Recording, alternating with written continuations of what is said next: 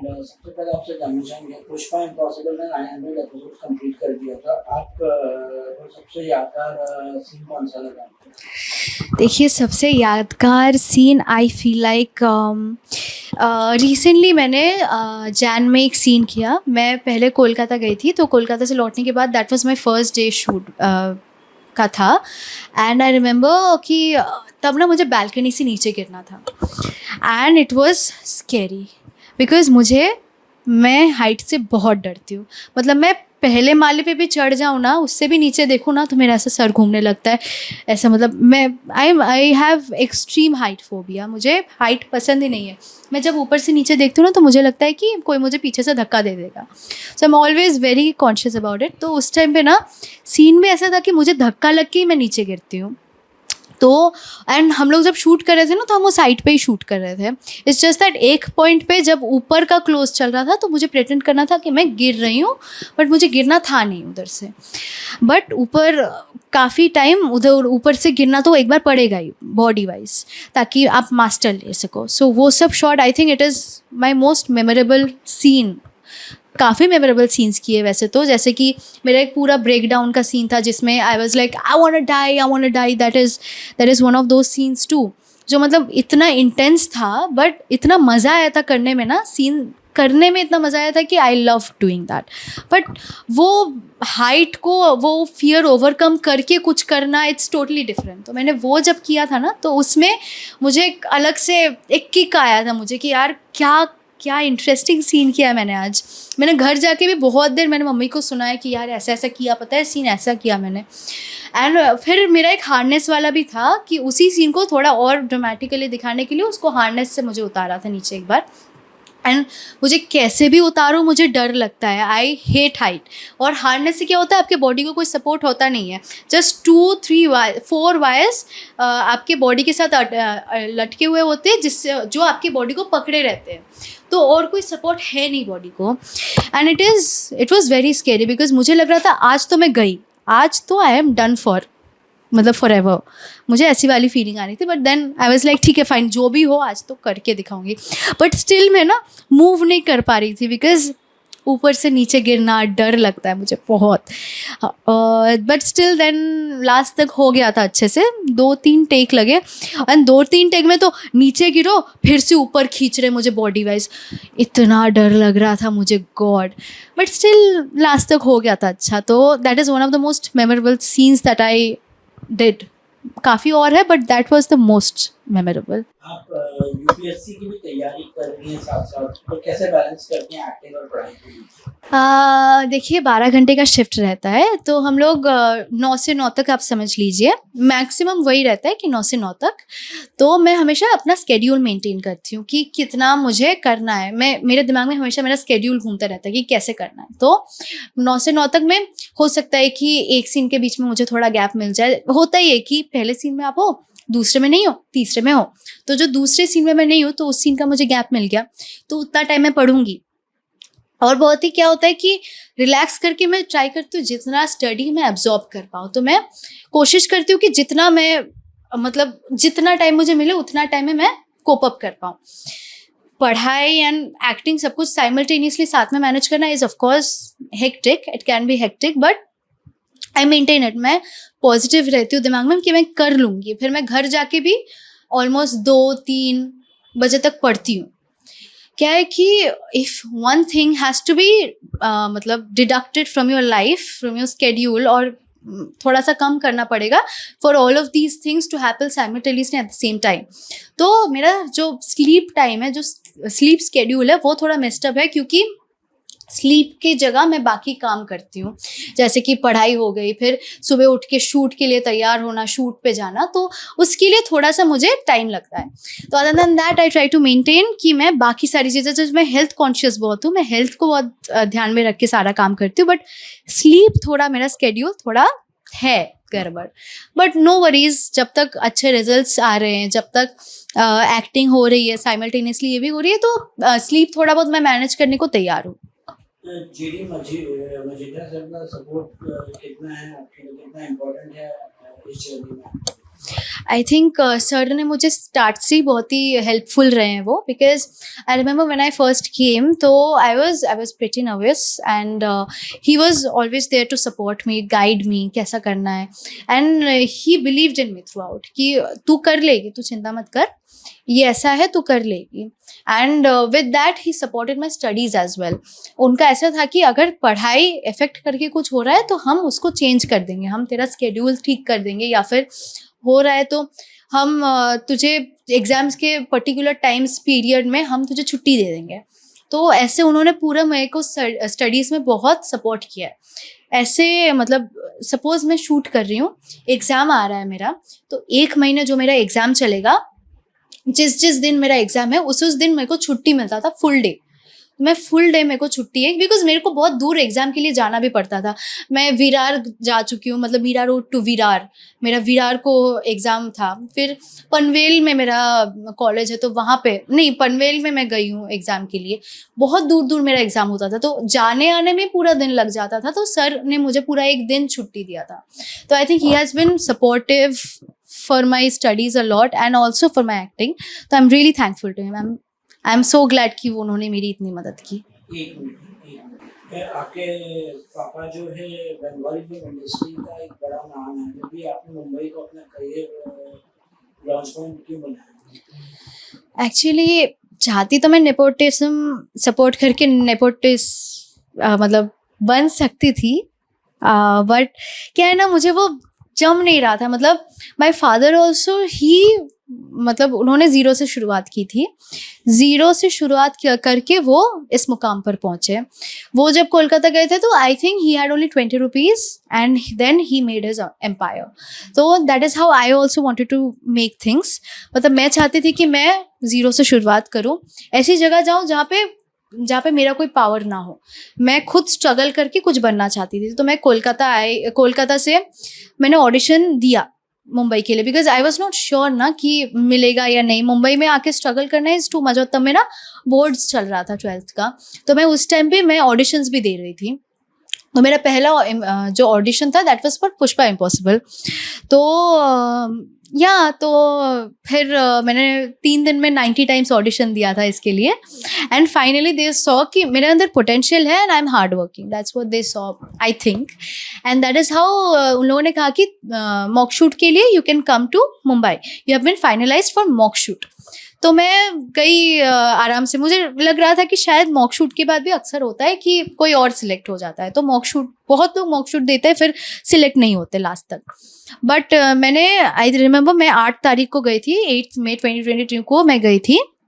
मैंने जिस दिन मैं सुबह गई उसी दिन मैंने पूरा दिन 9:30 बजे तक मैंने पूरा लुक टेस्ट, मॉक शूट सब किया. एंड नेक्स्ट डे मुझे बोला कि यू हैव बीन फाइनलाइज्ड और आप प्रार्थना प्ले करने वाली है. और मैंने उसी दिन 9th को मैंने कॉन्ट्रैक्ट साइन किया, 10th को मैं शूट कर रही थी on set. And I was very nervous. पहला दिन था, पहला सब कुछ था, बट या I think I was very satisfied with my self. वो नेपोटिज्म किड बन के जो सेटिस्फैक्शन मुझे नहीं मिलता वो मुझे इस तरीके से ज़्यादा मिल गया. सो आई एम वेरी हैप्पी. आप बच्चों के एजुकेशन को स्पॉन्सर करती, ये इनिशिएटिव कैसे आया आपको? इट्स एक्चुअली मतलब आई रिमेंबर पहली बार शायद मैंने वो स्कूल जा रही थी एक दिन मैं बचपन में पापा की कार में. एंड मैंने कुछ बच्चों को देखा जो भीख मांग रहे थे. एंड आई वाज लाइक, मैं आराम से गाड़ी में बैठ के स्कूल जा रही हूँ और ये लोग भीख मांग रहे हैं. And they don't have the ability to go to school. तो मुझे तब से ये थोड़ा दिमाग में आया कि आई वॉन्ट टू समडे, मैं इतना केपेबल बनना चाहती हूँ, इतना बनना चाहती हूँ कि काश मैं इन लोगों की मदद कर पाऊँ. तो मैंने धीरे धीरे अपने दिमाग में ये सोच शुरू की. And now I am trying to help as much as I can. अभी मैं डोनेट करती हूँ जितना मैं कर पाऊँ अपने साइड से, जितना मेरे अंदर कैपेबिलिटी है कि जितना मेरे पास है उतना मैं करने की कोशिश कर रही हूँ एंड लेट्स सी कि आगे मैं और कितना कर पाती हूँ, बिकॉज मेरा आगे और बड़ा इसी चीज़ को और बड़ा करके करने का मन है। मेरा एक एनिमल शेल्टर खोलने का भी मन है बहुत दिनों से, बचपन से। तो बहुत सारे सपने हैं, बहुत सारी चीज़ें। मुझे एक ओल्ड एज होम भी खोलना है जहाँ पे मैं जो रिटायर्ड ओल्ड पीपल है जिनको उनके पेरेंट्स ठीक से प्यार नहीं कर पाते, या फिर जिनके बच्चे उनको फेंक देते या फिर घर से निकाल देते, उनको मैं अच्छा लाइफ दे सकूँ तो, और एक कंफर्टेबल लाइफ दे सकूँ। तो ऐसा मेरा है बहुत कुछ दिमाग में इनिशिएटिव, लेकिन उसके लिए मुझे और ज़्यादा रिसोर्सेज चाहिए, फंड्स चाहिए। तो उसके लिए I am working hard right now. जैसे ही मैं I get something bigger of a project, I get more money, then I can do all of these things. तो अभी मैं धीरे धीरे इसके लिए काम कर रही हूँ। लक्ष्य जी, एक और चीज़ जानना चाहेंगे कि मतलब पुष्पा इम्पॉसिबल की बात की जाए तो पुष्पा इम्पॉसिबल में कई बार ऐसी रिपोर्ट्स आती हैं कि एक्टर्स के बीच में जम नहीं रही हैं, या फिर एक्टर्स के बीच में कुछ तनाव चल रहा है, इसलिए इसके साथ में शूट नहीं हो रही है, तो क्या कहेंगे उसको? ऐसे न्यूज़ आते हैं? वो मुझे लगा था हम इतने प्रोफेशनल है कि कुछ डिस्प्यूट भी होता है तो हमारे बीच तो पता नहीं चलता है, बट आई गेस थोड़ा बहुत पता चलता है, बिकॉज अभी आपसे मुझे पता चला, बिकॉज इससे पहले मुझे आइडिया नहीं था। एक्चुअली देखिए, अब इतने सारे बर्तन, आप बर्तन साथ में रखेंगे तो खनखन तो होगी ही ना, बट ऐसा कुछ नहीं है कि हमें एक दूसरे से इतनी दुश्मनी है कि हम एक दूसरे के साथ काम नहीं करना चाहते। हम बहुत ही प्रोफेशनली, अगर कुछ डिस्प्यूट हो भी गया गलती से तो हम बहुत प्रोफेशनल है। अगर किसी के साथ, सपोज मेरा एक एक्टर के साथ इशू है, ऐसा है नहीं बट मैं बता रही हूँ कि अगर हो ऐसा, तो ऐसा नहीं कि मैं मना ही कर दूंगी कि नहीं भाई मैं सीन ही नहीं करूँगी, ऐसा नहीं है। हम लोग बहुत प्रोफेशनली चीज़ को हैंडल करते हैं।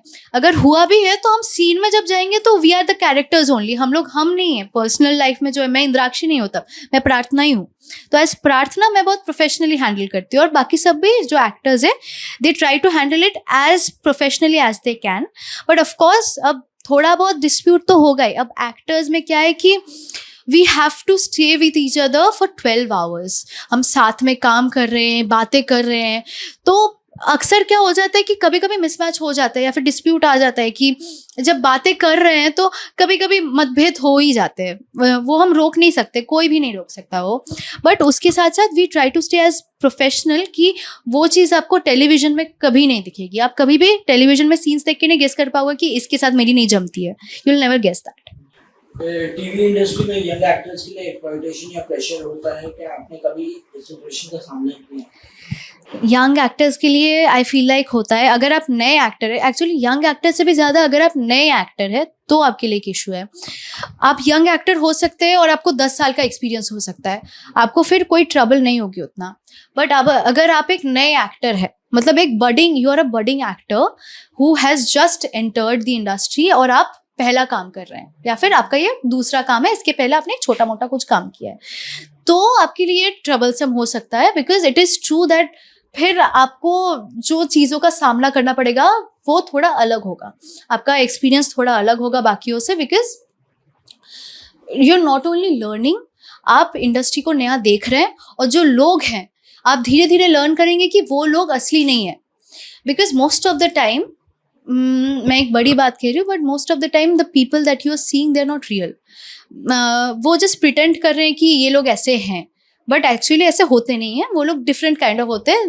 मतलब आपके सामने एक अलग पर्सनैलिटी, इनके सामने एक अलग पर्सनैलिटी, उसके सामने एक अलग पर्सनैलिटी, ऐसा ही होता है। मोस्टली इंडस्ट्री में ऐसा ही होता है। When you are an actor you have to face this kind of a situation. जी बिल्कुल। मैं अभी रिसेंट, मैं नहीं हूँ, I am not a budding actor. मैं बडिंग एक्टिंग थी या फिर हूँ, मैं अभी भी बडिंग एक्टर ही हूँ। It's not that I have established, वो एकदम जड़ गाड़ लिए, मैंने जड़ें गाड़ ली, ऐसा तो है नहीं है। अभी भी मुझे अभी भी बहुत कुछ करना है। तो ऑफ कोर्स मैंने ऐसे सिचुएशंस फेस किए when I have seen people acting differently with me than with other people, and मुझे तब बहुत बुरा लगता था। स्टार्टिंग में क्या है ना कि जब हम नए होते, और मैं बहुत यंग भी थी, I was very young and naive, तो मेरे लिए ये सब कुछ बहुत ही डिप्रेसिंग था। मैं अक्सर रोती थी, मैं घर जाके रोती थी, मैं मम्मी के पास जाके रोती थी। मैं सेट पे मेरी एक दोस्त है तुलिका, शी प्लेज सुशीला, उसके पास भी जाके मैं रोती थी because she used to me my like very good friend, she is my very good friend. तो उसके साथ मैं शेयर करती थी कि ऐसा हो रहा है यार, सेट पे ऐसा मेरा हो रहा है। तो हाँ, मैंने भी बहुत सारी सिचुएशंस फेस की है, अभी भी फेस करती हूँ। मैं नहीं कह रही हूँ कि की है और अभी मैं बहुत पॉजिटिव, ऐसा नहीं है, अभी भी सिचुएशंस होती है, बट अभी आई हैव मैच्योर्ड अप और अभी मुझे पता है कि मुझे सिचुएशंस हैंडल कैसे करनी है। मोस्ट ऑफ द टाइम मैं इतनी पेशेंट और इतनी काम हूँ कि आप मेरे मुंह पे गाली दे के चले जाएंगे, मुझे फ़र्क भी नहीं पड़ेगा, करो जो करना है। मैं हमेशा कोई अगर कुछ गलत बोलता भी है ना तो मैं बस स्माइल करती हूँ। आई एम लाइक तू जो बोलना है बोल, मुझे फ़र्क नहीं पड़ता तू क्या बोल रहा है, बिकॉज मेरे सामने मेरे दिमाग में आप कोई नहीं हो। अगर आप ऐसे टाइप के इंसान हो तो आप मेरे लिए कुछ नहीं हो। मैं आपको इंपॉर्टेंस देती नहीं उतना, मैं बहुत ऐसे लोगों को बहुत कम इंपॉर्टेंस देती हूँ। पहले मैं गलती से मैंने बहुत इंपॉर्टेंस दे दी थी ऐसे सिचुएशंस को, अभी मैं जानती हूँ कि इंपॉर्टेंस ही नहीं देना है। जितना कम इंपॉर्टेंस दोगे उतना कम आप खुद हर्ट होगे, आप खुद को रात को सो पाओगे आराम से। इंडिया पाकिस्तान की बात की है, जिस तरह सिचुएशन चल रही है, और यूजुअली हम देखते थे कि पाकिस्तानी सीरियल शो जो है काफ़ी लोग देखते थे, क्योंकि इंडियन शो लोग देखते हैं बट एक पॉइंट पे जाके बहुत कंफ्यूजिंग हो जाता है, शो का भी खत्म हो जाता है, कभी जो है काफ़ी मेलोड्रामेटिक वो टर्निंग पॉइंट्स होते हैं। जी जी जी। तो लोग जो है कभी कंफ्यूज हो जाते हैं या फिर उनका इंटरेस्ट लूज हो जाता है। तो आप क्या कहेंगे उसके बारे में? और आपको लगता है कहीं ना कहीं जब पाकिस्तानी शोज बंद हुए हैं अभी, तो आपको लगता है कहीं इंडियन ऑडियंस जो है जो पाकिस्तानी शो भी देखती थी वो लौट के इंडिया के शो देखेगी? देखिए, मुझे लगता है कि पाकिस्तानी शोज़ का जो कोर है it is totally different from India shows का कोर। अभी जो पाकिस्तानी शोज़ देखना बंद करेंगे वो शायद कोई और जोन जाए, बट वो इंडियन शोज़ के जोन तो नहीं आएंगे, बिकॉज वो इंडियन शोज़ में ना थोड़ा डिफरेंट, अभी तो पूरा ही कुछ डिफरेंट चल रहा है। पाकिस्तानी शोज़ में ना एक वो बडिंग रोमांस, मैंने एक्चुअली पाकिस्तानी शोज़ उतना देखा है नहीं, मैं उतना फ़ैन नहीं हूँ पाकिस्तानी शोज़ का, तो मैंने एक भी पाकिस्तानी शो आज तक नहीं देखा है। And also I am not a very big fan of the country, तो मैं इसलिए उस कंट्री का कोई भी चीज़ यूजुअली नहीं देखना चाहती हूँ, तो I am not a fan. But जो लोग फ़ैन हैं उनके लिए अलग टाइप का, जैसे कि वो लोग टर्किश शोज़ देखेंगे, मैं जैसे टर्किश शोज़ बहुत देखती हूँ, तो वो लोग ऐसा देखेंगे। बट इंडियन शोज़ का ना एक अलग फ़ैन बेस भी है और इंडियन शोज़ का ना एक अलग कॉन्सेप्ट भी है।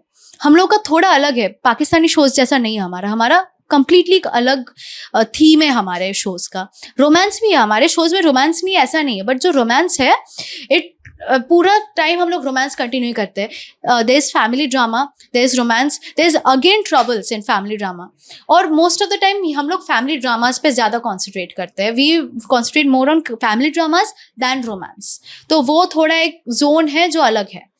एंड अब जो बंद कर दिया है तो I think it's a good decision कि अभी पाकिस्तानी सेलिब्रिटीज़ को भी बैन कर दिया गया है and the shows have been also may be banned, तो it's a very good thing, because ऐसे देश को एक पैसा भी मैं बेनिफिट नहीं करवाना चाहूँगी।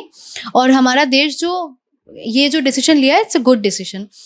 गलती सेलिब्रिटीज़ की है नहीं, देखिए मैं मानती हूँ कि सेलिब्रिटीज़ की, वहाँ की सेलिब्रिटीज़ की गलती नहीं है या वहाँ के लोग की गलती नहीं है, बट उनकी गवर्नमेंट की गलती है।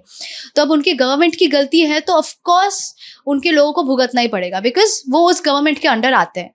तो अब आपकी गवर्नमेंट ऐसी है तो हम लोग उस गवर्नमेंट को एक पैसा एक बेनिफिट ज़्यादा, वहाँ के लोगों को एक पैसा एक बेनिफिट ज़्यादा नहीं देना चाहते after the brutality, the insanity that they have been showing towards India.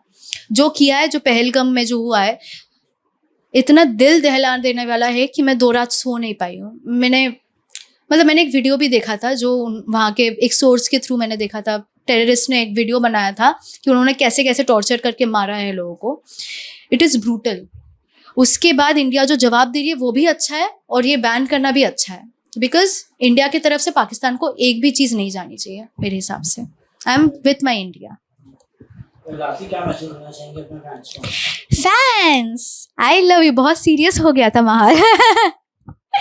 Fans, thank you so much कि आप लोगों ने मुझे इतना सपोर्ट, इतना प्यार दिया है और आगे भी प्लीज़ देते रहिए, बिकॉज मैं शो से बात, ऑफ कोर्स आप लोगों ने मुझे इस शो से ही जाना है। हम लोगों ने 4 साल अभी साथ में बिताए हैं और आप लोग जुड़ते गए मेरे साथ, नए नए लोग जुड़ते गए मेरे साथ, and I am so happy कि आप लोगों ने मुझे इतना प्यार, इतना सपोर्ट दिया। प्लीज़ आगे भी देते रहिए और देखते रहिए पुष्पा इम्पॉसिबल, और इसके बाद मेरा जो भी आने वाला नया एक प्रोजेक्ट है वो भी प्लीज़ देखना और मज़े करना। फ्यूचर प्रोजेक्ट के बारे में बताइए, क्या है? मैं थोड़ा जिंक्स नहीं करूँगी, बट कुछ है ऐसा जो मैं, जिस पे मैं काम करने वाली हूँ, स्टार्ट करने वाली हूँ। और ये बहुत ही इंटरेस्टिंग प्रोजेक्ट है बिकॉज इसके पहले मैंने इस ऐसे चीज़ पे काम नहीं किया है, तो it's new for me too. तो बहुत जल्दी आएगा और बहुत जल्दी मैं मेरे ऑडियंस को बताऊंगी कि क्या है।